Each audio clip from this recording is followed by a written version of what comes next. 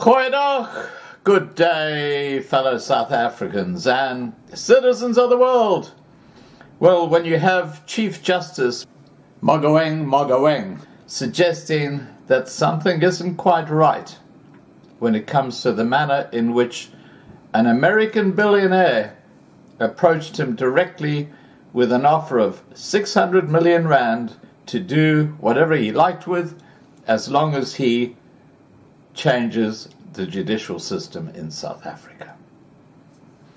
Now, there are not too many American billionaires who have an interest in what is going on in South Africa. So we can conceptualize. There are only two I can think of who have an active interest in South Africa. One is Bill Gates, who funds a lot of the health-related organizations in South Africa. So I don't think it's him. But the one who's very active in trying to dictate policy in South Africa and basically the direction of South Africa is George Soros and the Open Society Foundation.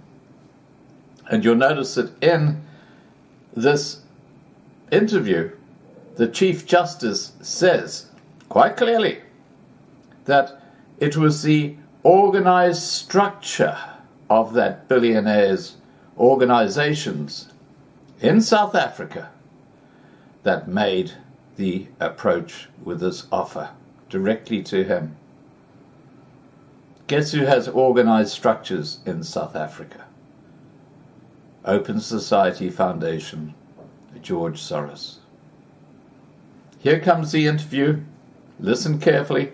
Please remember to subscribe on Loving Life to be kept informed. Please remember to register on lovinglifetv.com, the platform we are transitioning to be kept informed.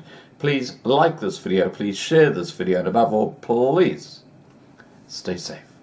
Bye for now.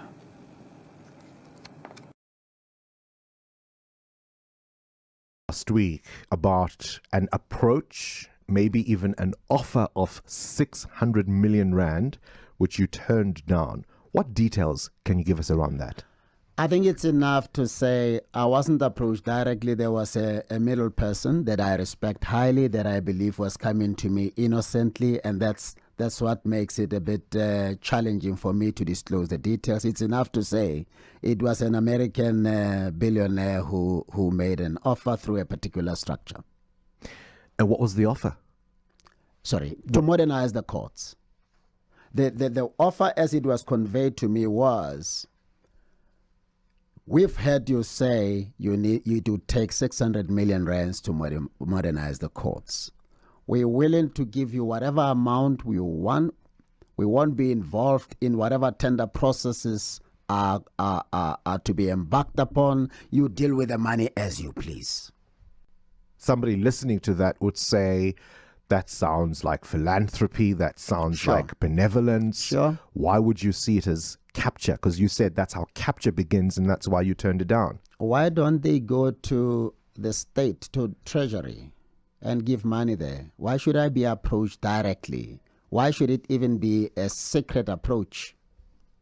It should be out in the open. They know structures that release money to us. That's where they must go. But if you come straight to me, it becomes very suspicious. Your office has been burgled. It has been attacked. And it's one of those things, as far as I know, that matter is still not solved in terms of what happened there. It's one of those things that is concerning. It is, especially because of how the matter was handled. Initially, we were told that the computers had been located.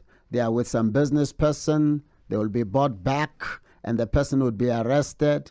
But we only got to know via the media that the case was withdrawn. We were not formally informed. It was only when I had a meeting with the Minister of Police and complained that a formal letter came that they are no longer pursuing the case.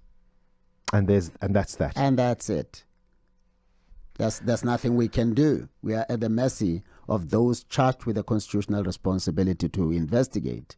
So as as an ordinary citizen, I think if that's how your matter is dealt with, what happens to ordinary Joe Soap like me? What happens to the man on the street?